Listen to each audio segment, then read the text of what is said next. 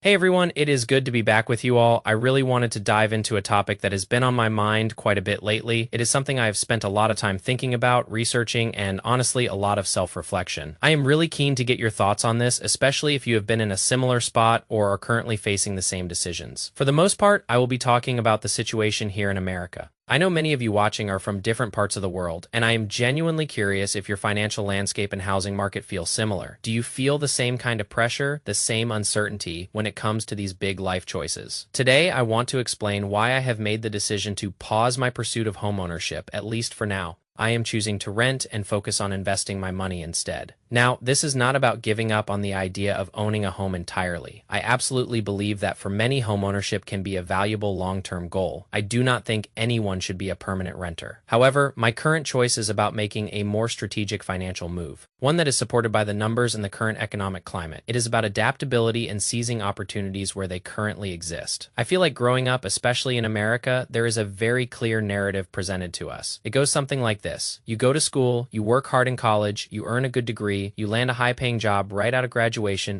and then you buy a house, you start a family. This is the classic version of the American dream. We are often sold. You hear things constantly like, you need to buy a house as soon as possible, you should own a house in your 20s. It is the best asset you can possibly have. Nothing outperforms real estate. And then there is the ever-present warning. Renting is just throwing your money away. You are simply paying someone else's mortgage. But what I have slowly come to realize through my own mistakes and a lot of personal digging is that owning a home is not always the best financial decision, particularly when you consider the economic conditions. When home prices are ridiculously high and interest rates are through the roof, it becomes a very different calculation. It is not as straightforward as people make it out to be. Navigating this landscape requires careful thought and a reevaluation of traditional advice. Let me give you a bit of my own context. If you have been following my videos, you know I am currently living with my parents. I am working hard at my job, and there is a real possibility of a promotion coming up soon. If that promotion happens, it means I will need to relocate, move out of my current state, and live independently. So I have been spending a lot of time weighing my options, trying to figure out if buying a house or renting would be the smarter choice for me in this new situation. To illustrate my point,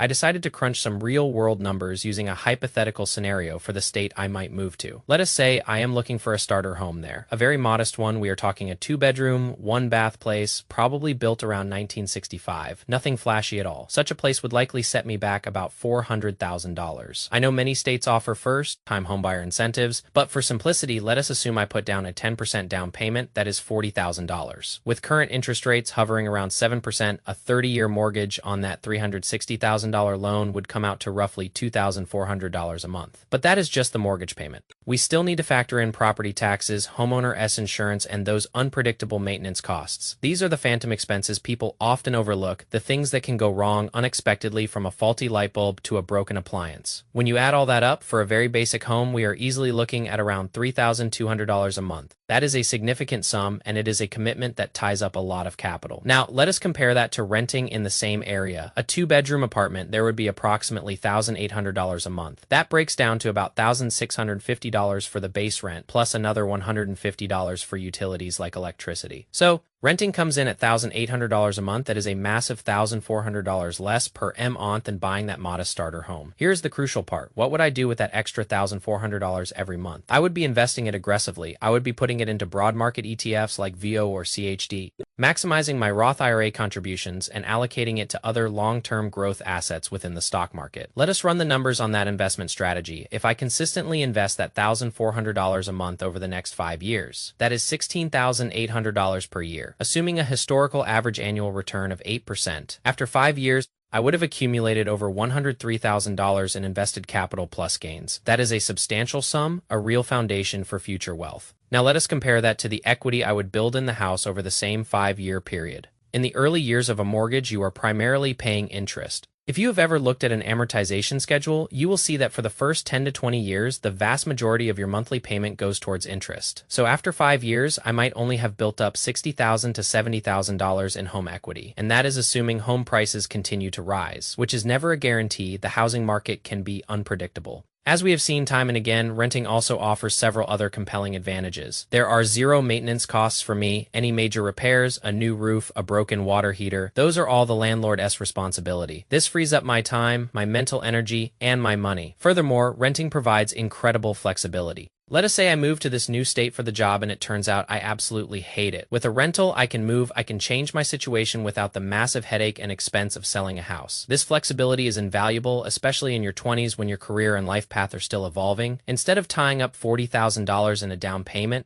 money that is essentially locked into a single physical asset, I can use that capital to diversify my investments to grow a portfolio of income. Producing assets, people often argue that rent is uncertain, that it can always go up. While that is true, it is also equally true for housing costs. Your property taxes can increase, your homeowner's insurance premiums can rise, and unexpected maintenance costs can hit you at any time. It is a catch-22 situation. The biggest arguments against renting often revolve around not technically owning the land and the potential for rent increases, but rarely do people acknowledge that your insurance, property taxes, and maintenance fees on a home can also increase significantly. It is a nuanced discussion, not a black and white one. Here is the honest truth of the current market. Home values nationally in America have surged by about 42% since 2020. Mortgage rates have more than doubled in the same period. Housing inventory fluctuates, often remaining low, and a concerning trend I have observed, which I believe is detrimental, is that large investors and big banks are increasingly buying up starter homes. This squeezes out first-time buyers and contributes to the inflated prices. I do not know if this is happening globally, but it is certainly a problem here. Right now, if I were to buy a house, I would be paying peak prices with near-peak interest rates. It feels like a risky move buying at the top of the market. I also feel like many people, especially in America and within our age group, tend to define wealth primarily through real estate ownership. It is almost as if you are not truly wealthy, not truly successful, unless you own a house. You could have an $800,000 stock market portfolio, but if you do not have a house in your name, you are often seen as not having made it. This is how I feel younger generations are often perceived, or at least how I have experienced it growing up. If you disagree, I would love to hear your perspective in the comments below. While owning a house can certainly be a wonderful thing, and I absolutely aspire to own one someday, I am not saying I want to rent forever. My goal is to own a house. However, wealth also comes from stock market returns, from a diversified dividend portfolio, from the power of compound growth over time, and from maintaining liquidity and flexibility. Right now,